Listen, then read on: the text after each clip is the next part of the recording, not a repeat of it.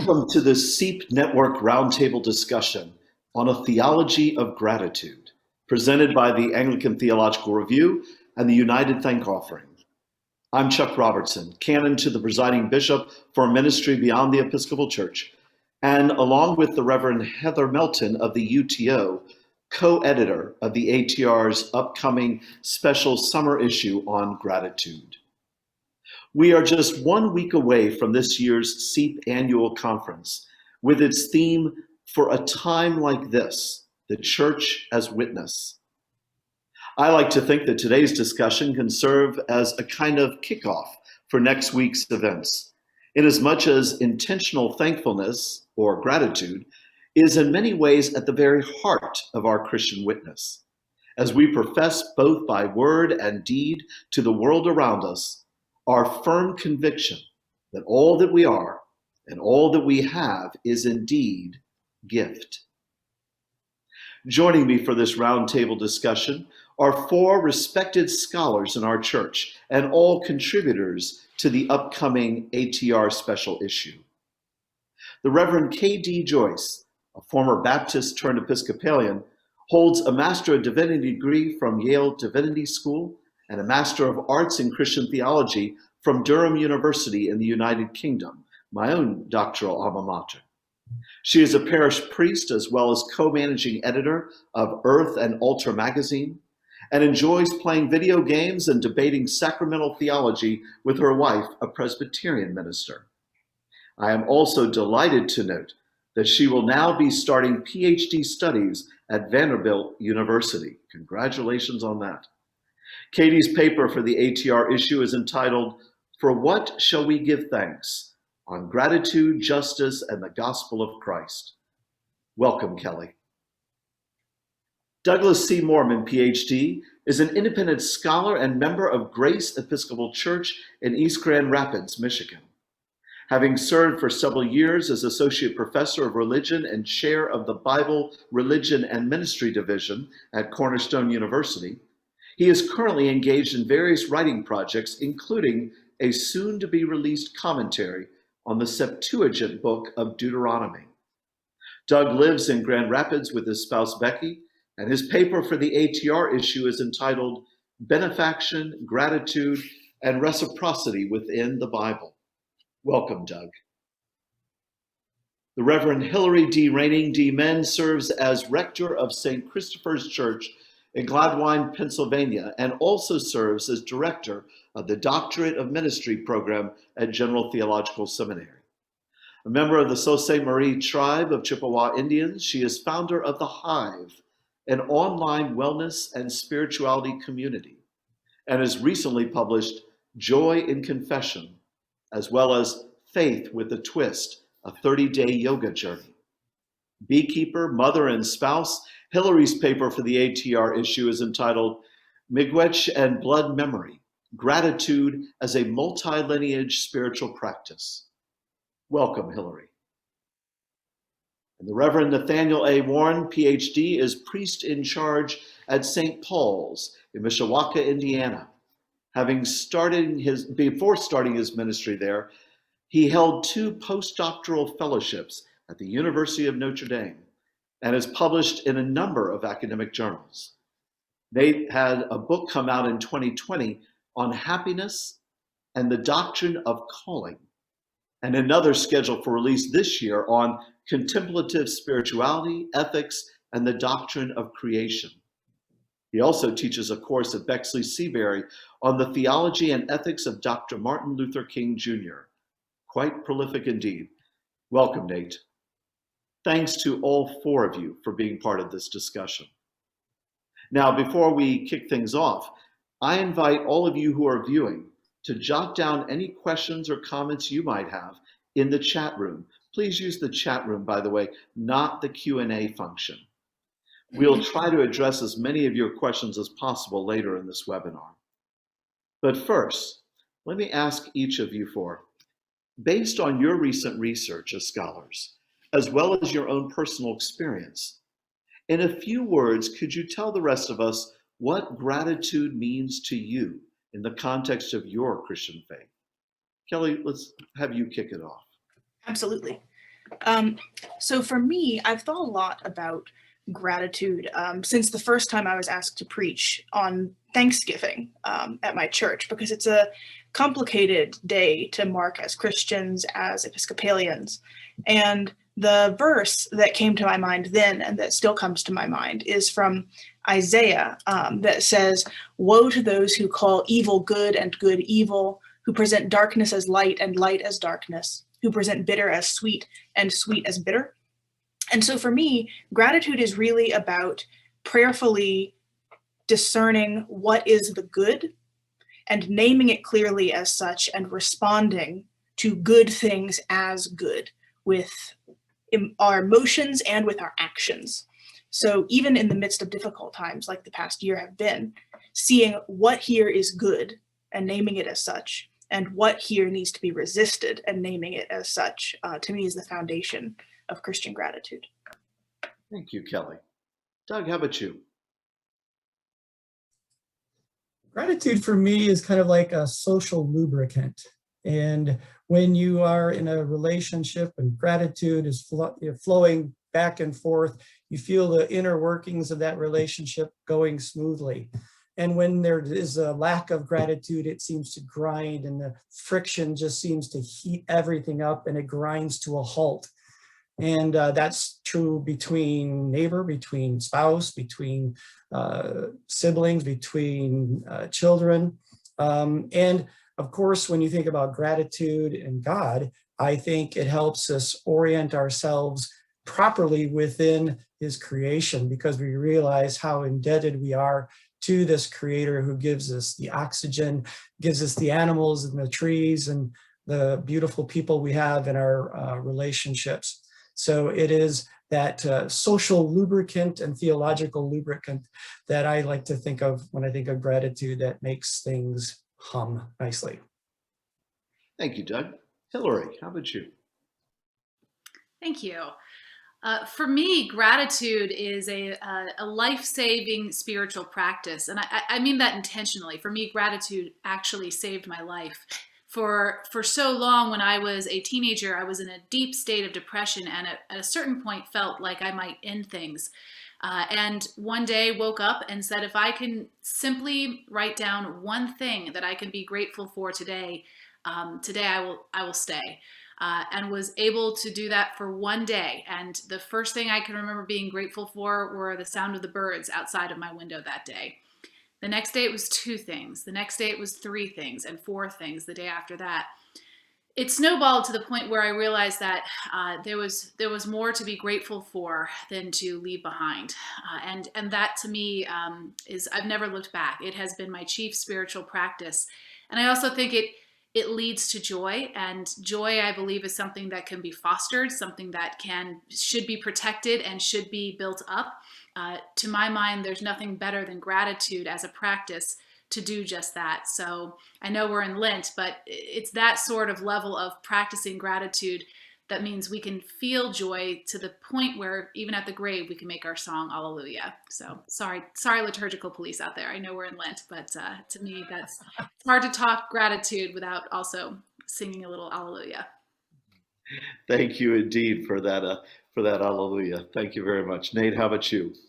Yeah, for me, I think gratitude, I mean, the answers so far have been wonderful. I don't know really what to add to that other than this one little piece. It's just the recognition that there are others on which we depend, and that our life is dependent upon so many other people, and the continued relationships between and recognition of those others in our lives, our own spiritual developments, our own ability to just live and thrive in society. Thank you, Nate. You all have had quite a bit of a chance to think about gratitude from a theological perspective, as you have been working on this upcoming issue of the Anglican Theological Review that we have talked about, and as some of you participated in a United Thank Offering panel discussion last year, in the past year. I want to kind of reflect on some of the things you all have written in your pieces. Kelly, in your article, you offer a warning about the risk of, and I quote, indiscriminate gratitude apart from an understanding of justice and righteousness, end quote. You kind of alluded to this even in your opening remarks today. Can you unpack that a little bit more? Absolutely. So this was sort of in the back of my mind as I was writing, but as I was doing my research, in one of the books, there's an account of the American response to perceived ingratitude on the part of the Iraqi soccer team in the years immediately following, at the Olympics immediately following the American invasion of Iraq. And people who otherwise might have opposed that war still kind of condemned these men for failing to show gratitude to America specifically. And the article, or the book rather, that I was reading basically said, this is an inappropriate demand for gratitude.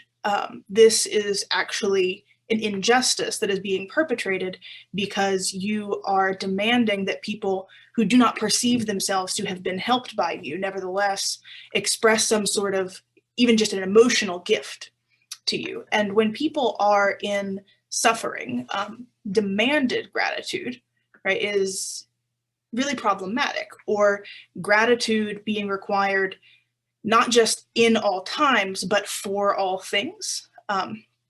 In the midst of everything, we can give thanks. But that doesn't mean, I don't believe, that as Christians, we are to be thankful for everything that occurs. There are things that occur that are bad, that are wrong.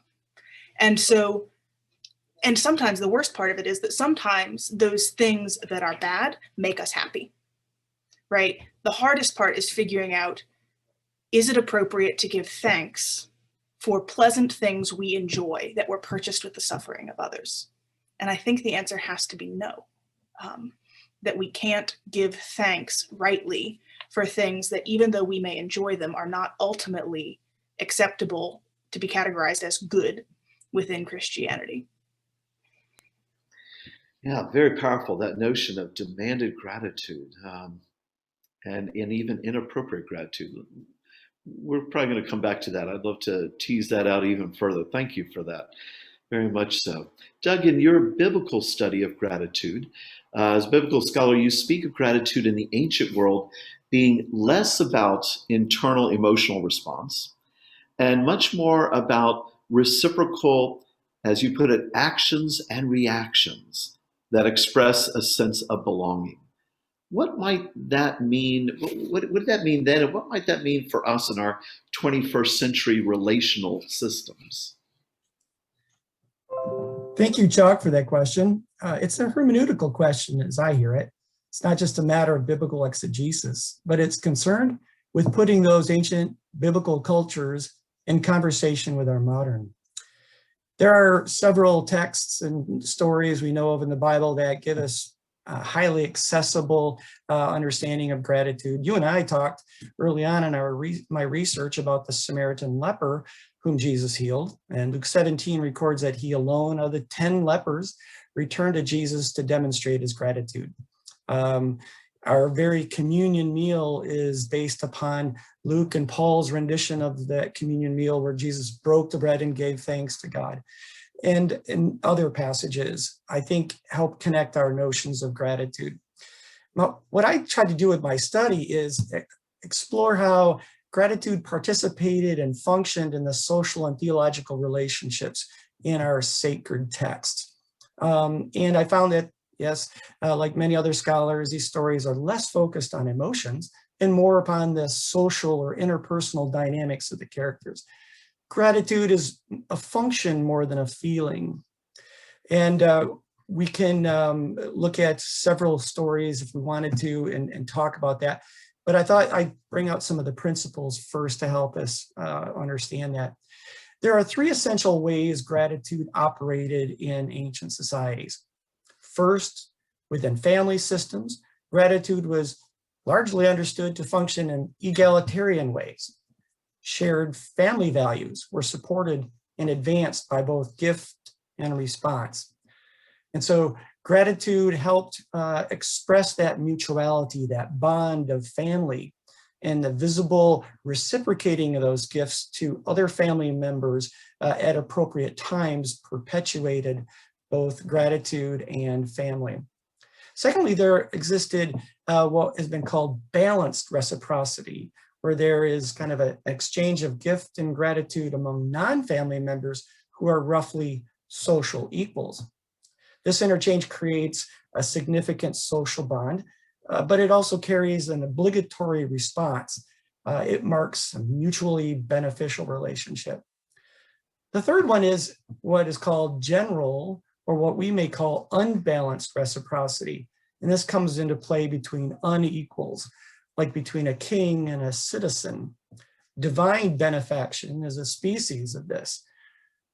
One cannot outgive a king or God, so reciprocating has to happen, or gratitude has to happen in a completely different way. It consists of public expressions of thanks, praise, loyalty, and willing service. And for God's gifts, it entails worship and obedience and faith.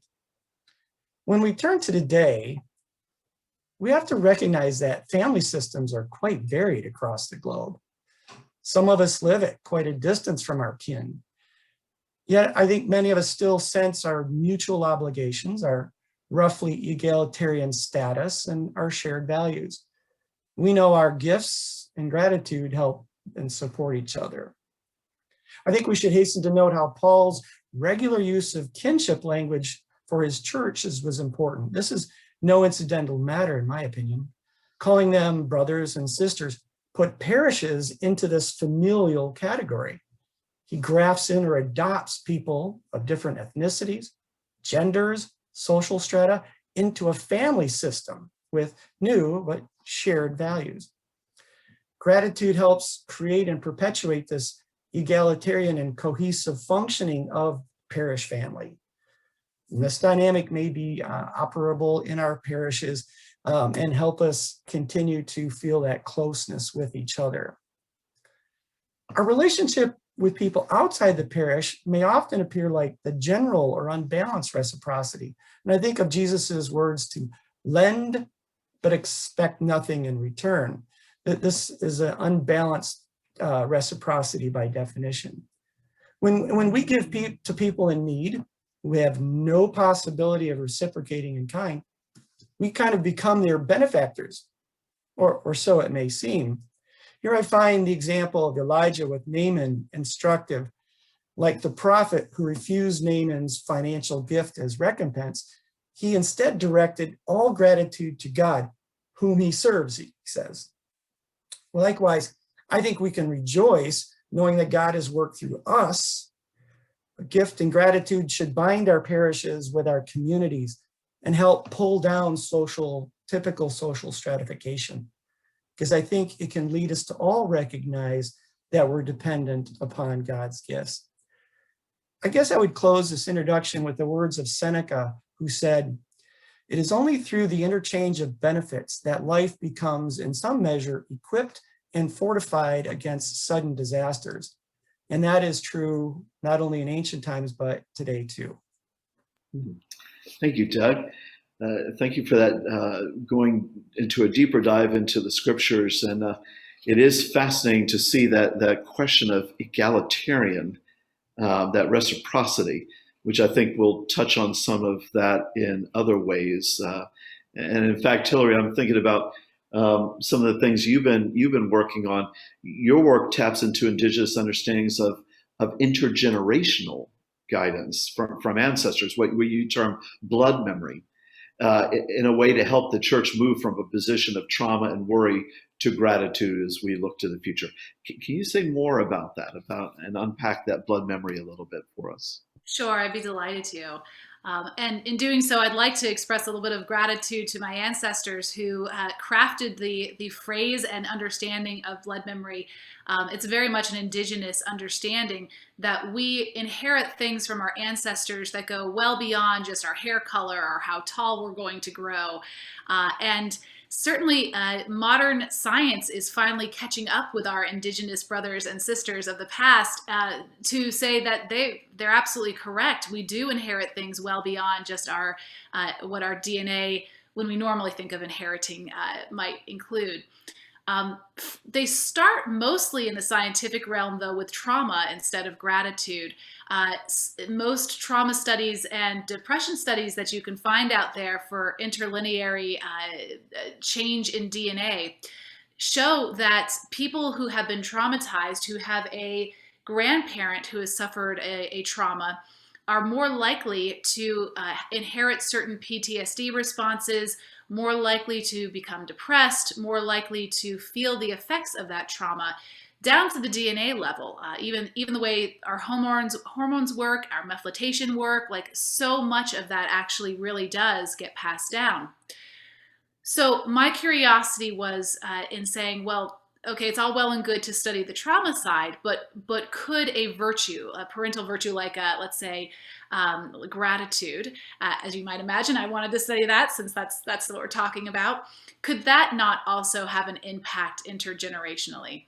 Especially since what science tells us about gratitude is that it actually also changes the way we function, and that's even on an internal level. The way our brain processes certain hormones, the way our heart rates can go down when we're practicing gratitude, the way that we're actually in better community with one another, mental clarity, so many things improve when we are practicing gratitude, that it would make sense that if our ancestors are able to practice gratitude within their own culture, perhaps we'll find ourselves being more resilient, also being more grateful. So for my studies, I looked in particular with my ancestral heritage of the Ojibwe Nation, and was really curious about some of even their linguistics expressions of gratitude. The word miigwech, for example, means thank you, but it was a word that was developed only after they came in contact with Westerners, having never actually needed a word to express thank you as though there was an exchange happening, because all life was so considered sacred and everything was considered such a gift, that gratitude was already assumed, that we were sharing and being a part of a culture because we were grateful and wanted to pass that gratitude on. I believe this actually has a deep implication for what churches can start to build.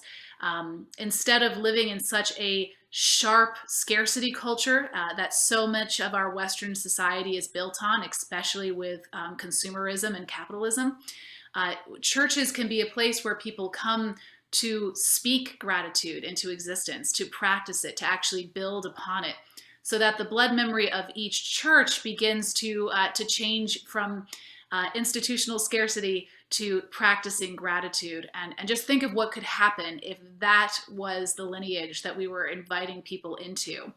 And it's not impossible. In fact, I believe our liturgies are crafted for such a thing as this. Obviously, the Eucharist in particular, but we could even do more. We could even build more spaces into our liturgical practices for people to voice their gratitude and to make it a part of their everyday lives as Christians. I'm appreciating hearing something about not only going broad, but also going deep beyond our present, deep into time, whether it's the ancient scriptural texts and the world they inhabited, whether it is looking to our ancestors. I'm appreciating this. And Nate, you'll kind of carry this theme on because you're grounding in medieval theology, in particular the works of Thomas Aquinas. Through that, you have explored the interplay between gratitude and justice. You've asserted, in fact, that wonderful quote you have, never a time when we are not indebted to someone or something. Would you elaborate on that a bit? Yeah, sure. I think I have, maybe it was worked out this way, but by me going last, I think I'm sort of touching on maybe some themes that have been brought up in each one of the three presenters beforehand. But yeah, we're always related to somebody. And so justice, at least the way that the large part of the Christian tradition, drawing upon Greeks and ancient tradition, have defined justice is to give one their due. So justice being that cardinal virtue, of which there are other self-standing virtues which make it up. So Thomas uses the analogy like it's the walls of the house. And so these other virtues are really, really important in making sure that we pay or that we give someone their due, that we create the habituation towards justice. So those virtues are, and this is a little bit of a translation for us because we use these kind of words a little bit differently. But the virtues are first, religion, and then piety, observance, and then kind of last is gratitude. Now, this kind of goes to Doug's comment that religion is not like sort of a statement of beliefs, but it's a habit that we form in ourselves, where we recognize that we can never properly give back to God what God is due for our own existence. And so it's the habit of that sort of recognition that we can never do that. And that's habituating the virtue of religion. Next is the virtue of piety, which is in a similar way, habituating the characteristics of recognizing that there are certain people that we can never repay what we owe them. Justice can never be properly served in that way. So an example here would be maybe parents or people who brought us up. You never pay for that. We can never pay, all that is due to them. And then observance, the virtue of observance is the same kind of thing, but towards those who, like teachers or those who have taught us moral dignity. And at the very end of all this is gratitude. And because it's at the very end of this, it includes in all of these pieces going all the way up to justice, gratitude. So we can't have religio or religion without gratitude, nor can we have piety, nor can we have observance. All of these include gratitude. And so if the walls of justice are to be built, gratitude has to be a part of that in recognizing how we give one their due. And so we always are in relationship to others, whether it be our teachers, whether it be our family, whether it be our God, in order for justice to happen. So what I sort of connect this with, in my paper at least, is the way that institutions are always institutionally related to other people. And so there's two ways of thinking about institutions. One are the formal institutions, which are like, universities, political institutions, or even the church institution. But there's another sense of institutions that we don't talk about so much, and that's institutions of tradition. Those things that are passed down to us. And there's, even to those institutions, we have a sense of gratitude towards. We are always inheritors of something from those who come before us or those who are around us. And so justice, gratitude, helps us think about how to engage institutions, not only the institutions like those formal institutions, but also those informal institutions of traditions. So gratitude and justice all wrapped up in all this in a really, really interesting, really, really distinct way. And it's interesting to think about what happens when our institutions in the formal sense don't recognize and practice the tradition and don't give that due. Yeah. In fact, the first rule of development, we're talking here on a SEEP network, so we have some endowed parishes, we have some development workers doing some good work there in the financial end. One of the first lessons that you learn if you're in development work is you really thank donors. And boy, I'm always amazed at how much we fail to show that kind of sense in our formal structures in the church. All too often, the church is not a place where we show enough gratitude. So that's fascinating, the interplay between the tradition and the formal structures. I know for many people, they're very grateful just to see this past year end, even though in some ways we continue to see ourselves in this tunnel. We see light at the end of it, but we're still in the tunnel. But certainly for this past year, for so many people across the globe, it was a time of loss, anxiety, sadness, grief. I can't help but think about the fact that the last time that we had that we gathered together for a SEEP conference was exactly almost a year ago in person. And what a wonderful time being together, a time that I took for granted as someone who travels all the time and meets with people. I don't think any of us will ever take meeting with one another again for granted. But the biggest thing about this past year was that unlike other crises in the past, world wars and other situations, we weren't even able to gather. In the past, in the most recent past, 9/11, something like 9/11, what did folks do? They came together in churches, synagogues, mosques. They came together to be with one another. And this past year, we haven't even been able to do that, at least not in the traditional sense. How can we possibly speak of gratitude in times like this? How can we be thankful? Why should we be thankful? Let me open that up to y'all. Who would like to dive in first? I'm happy to just speak from from a pastoral point of view. In our church, we've been spending a lot of time talking about gratitude at the very beginning of the pandemic, and now we're revisiting it again because we believe it to be very much the sort of practice that will carry us through. There's something about gratitude that it's almost like when, my mom used to tell me to eat peanut butter and bananas at the beginning of the day because it would stick to your ribs, is what she would say. Like, there's something about gratitude that fortifies, it sticks to the ribs. And I think it is the way to get through a difficult journey like this.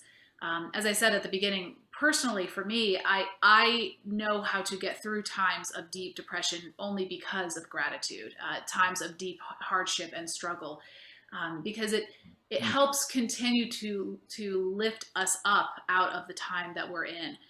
So for me, it is how to get through. It's not just should we be grateful. It's how can we not be grateful and hope to survive. Yes, indeed. Someone else dive in.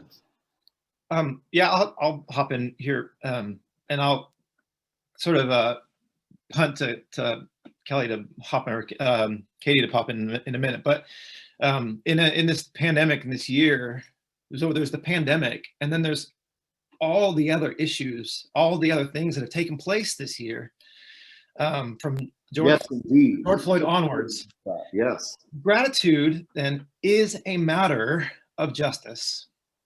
So if we want to think seriously about the nature of justice, then we need to think in terms of gratitude. And I think, again, I'll sort of punt to Katie on this, but in order to think well about justice is to think in what situations, in what contexts is gratitude necessary, and in what context do we say, nope, not there, not in that place, and then go about the hard work of initiating the change necessary towards the institutions of justice and injustice. And so I'm going to put Katie on the spot. Go for it.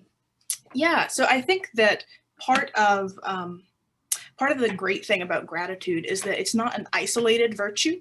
It's a virtue that touches on a lot of other really central Christian virtues. And that's why, to me, it's been interesting to think about gratitude for the Christian specifically.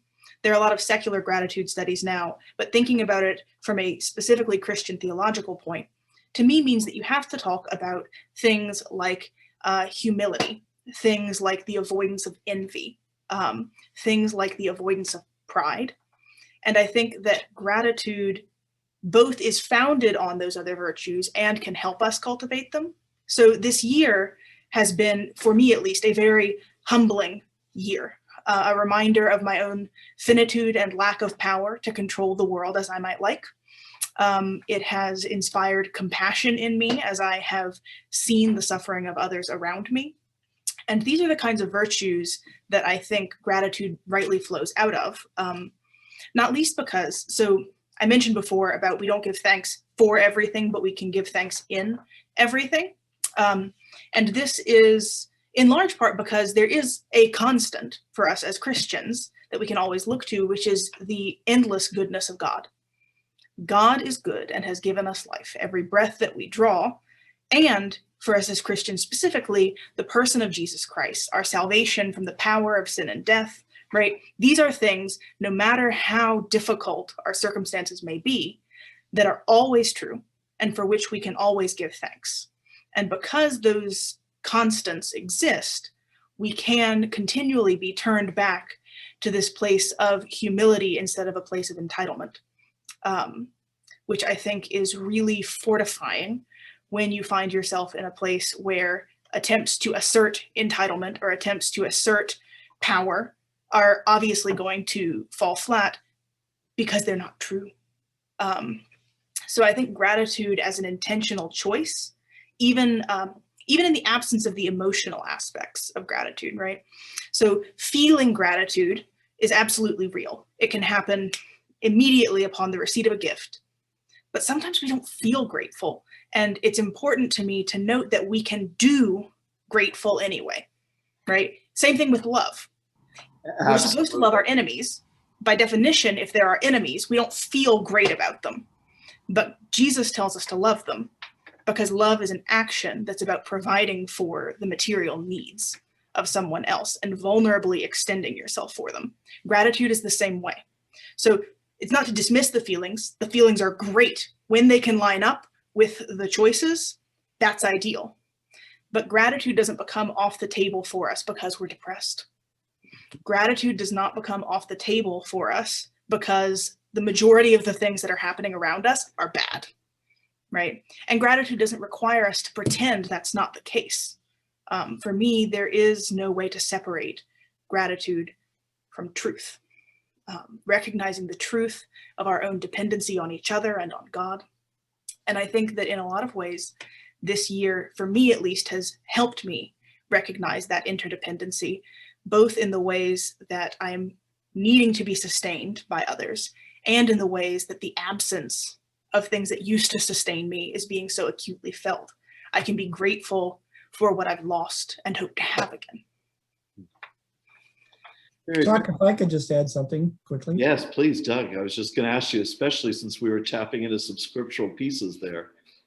Well, yeah, the thing I was thinking about is the lament psalms next to Thanksgiving psalms. Not only do they share proximity within the Psalter, but even the composition of lament psalms underlines the point we've heard several times that you don't have to be grateful about every single matter because there are some injustices and some real examples of evil that don't elicit gratitude.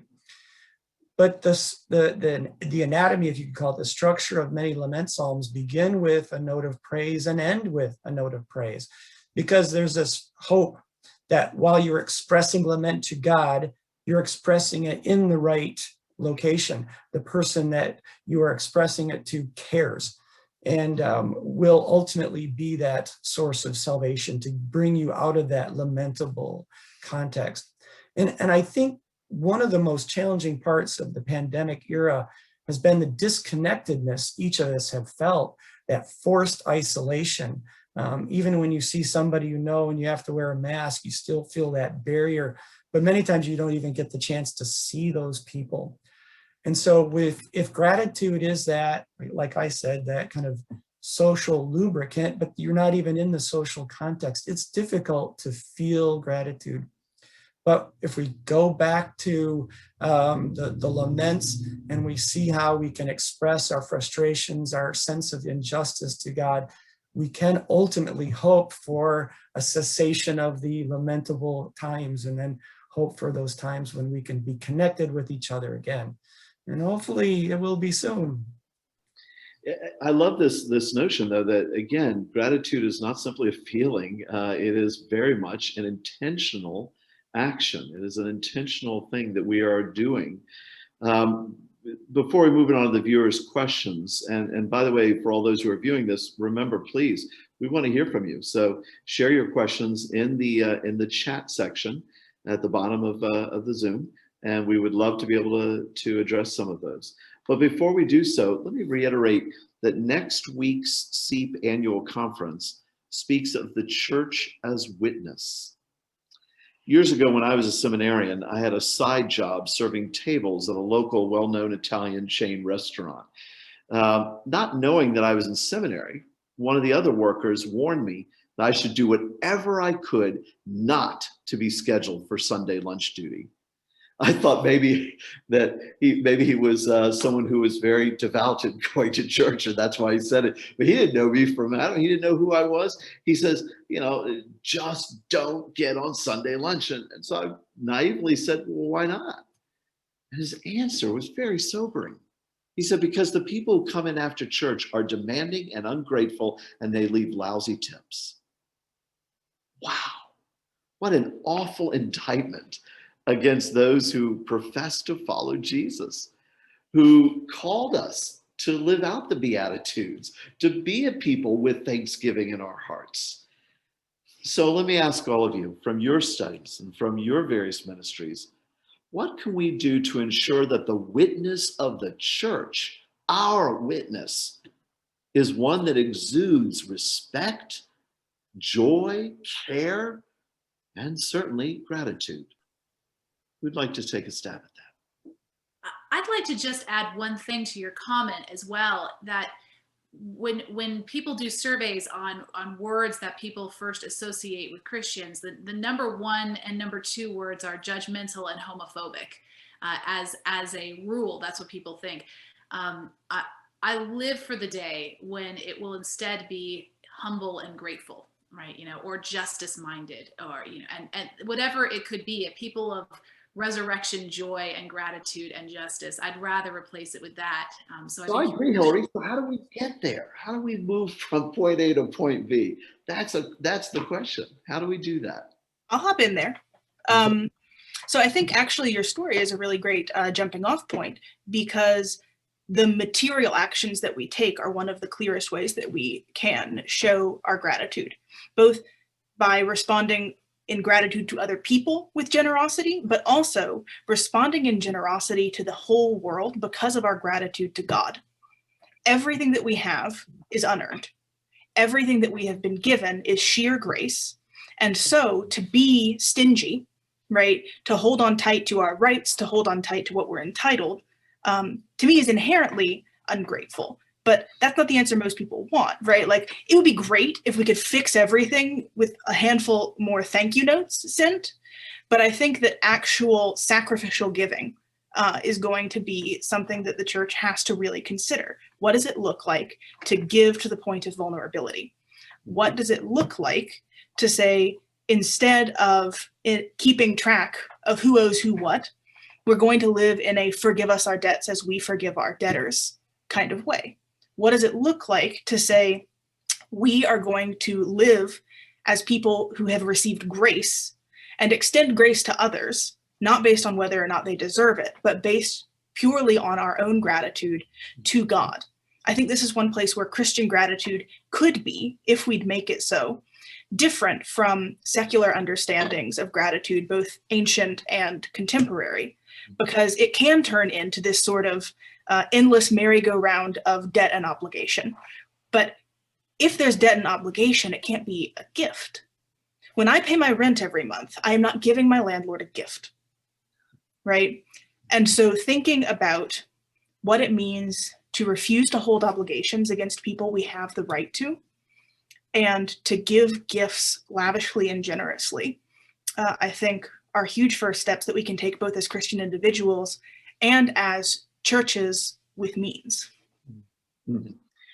Well, very interesting. Yes, because this step, because Hillary was absolutely right, it's startling to see how we are viewed. And so making intentional, again, it comes back to intentionality, doesn't it? Intentional decision-making about how I can't help but think about that passage of 1 Peter. And it was very interesting. The Lambeth Conference of 2020 that did not happen because of everything in the world. They were preparing the bishops of the Worldwide Anglican Communion by doing a biblical study of 1 Peter. Not a book that usually is at the top of the list for us as people are studying. But there is one line in there that's really significant to me in what I was hearing from both of you, Hillary and Kelly. That is where it says in 1 Peter 3:15, be ready always to give an answer to everyone who asks you for the reason for the hope that is in you. Yeah. And do so with meekness and fear. And I don't think it means fear as in terror, but going back to what you said, would it be saying if it was humility and gratitude they saw? But be prepared to give an answer. And that answer does not mean, I have a 60-word address that I will give to you on the elevator. I think it's something else. It is, what are they going to hear and see when we're sitting there believing that we are a witness as the church for the gospel? And so how can we be ready? Nate, did you want to jump in there as well with that? Yeah, sure. I'm going to jump in off your intentionality comment. And this is why I think thinking of gratitude in terms of virtues, in terms of states of character which we develop, when we embody something so holy that it just absolutely just comes out of us, like we can't help it. I think that's the way to become Christians that just exude gratitude. So the classic example is learning to play an instrument. Right, you very slowly learn the fingering, very slowly, and then eventually the fingering goes away, and all of a sudden you're just playing, and then you can develop, and then you can improvise, and you get better and better and better. Practicing or learning to habituate the virtue of gratitude means intentionally doing so, even when you don't feel like it, so that you develop the kinds of habits to where it just exudes out of you, to where you can just play, you can improvise gratitude, because you've already done all the like, oh mom, I don't want to practice my instrument, to like, oh, I enjoy playing the instrument. So that's when you develop the character states or habituate such a life of gratitude that it just flows out of you. You can't help it. And that's why the language of virtue is so important. And if we use that analogy of yours, Nate, I can't help but think about trying to learn guitar and the calluses. You're also going to get calluses before you become a natural at it. Yeah, or any stringed instrument, right? You bleed. Yeah.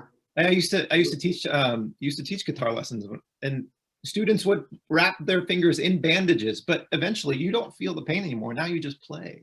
Right. You just play. And I think that's a huge part of that. And just touching momentarily on Katie's comment about emotions versus the intentionality, right? Emotions will follow when you, again, the instrument analogy sort of works here. Like when someone plays an instrument and they're an expert, you can hear that emotion coming out of the instrument. There's no, when I say, Mom, I don't want to practice, there's no emotion in there besides maybe hatred for having to practice your instrument.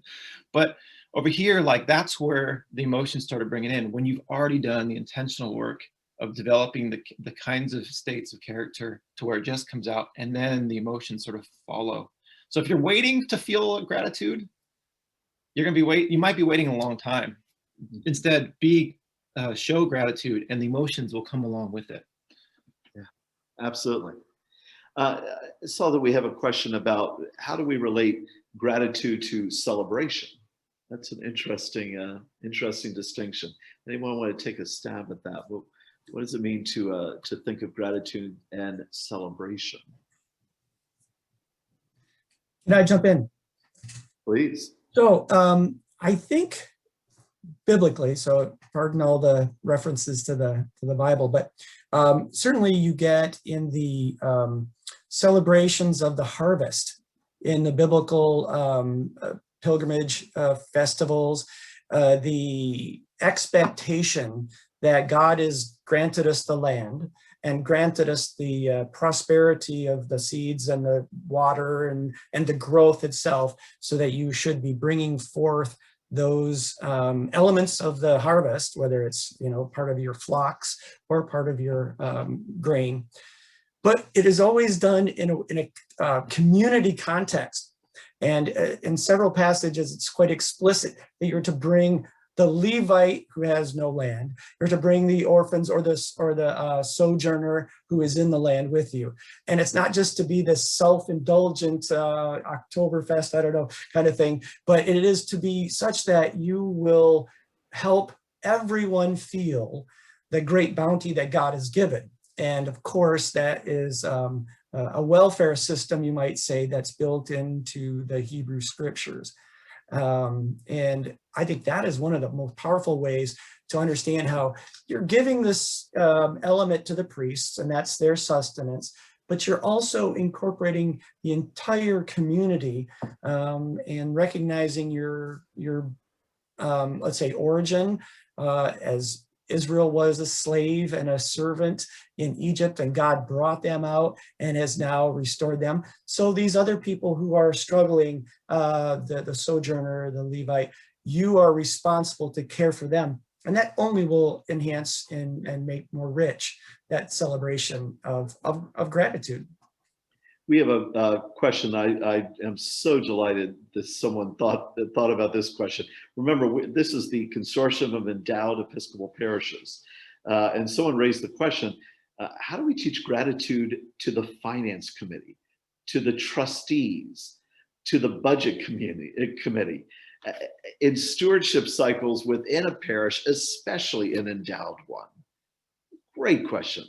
And I am delighted to be able to hand that off to one of you. So well, please dive in. I'll just hop in right here because it's related to kind of what I just said. Like it's not, we have to rethink the way that we think about teaching. Is it teaching, right? You don't get a lecture, like put the knowledge in your head and then you're off. You do your exams and then you forget about it. That's not teaching. Like teaching, right, is to again develop the kinds of habits necessary in order to show gratitude. And so how to teach someone how to be gracious, how to have gratitude will take a long period of time. It takes a rewiring of our thinking in such a way that we just sort of act that way. So how do you teach anybody to have gratitude? Well, over long periods of time, you show them by example what it means to have gratitude. Bring them along so that they can develop those kinds of habits in the long run. But it's not going to just be like this person has gratitude. It's going to be a changing of character over a long period of time. Yeah, I think that there is I have some concern that people sometimes want to use gratitude as sort of a buzzword or a catchphrase, or it's the tool that's going to fix things, whether it's I'm going to keep a gratitude journal and then my blood pressure will go down by 7 points, or kind of any of these utilitarian framings.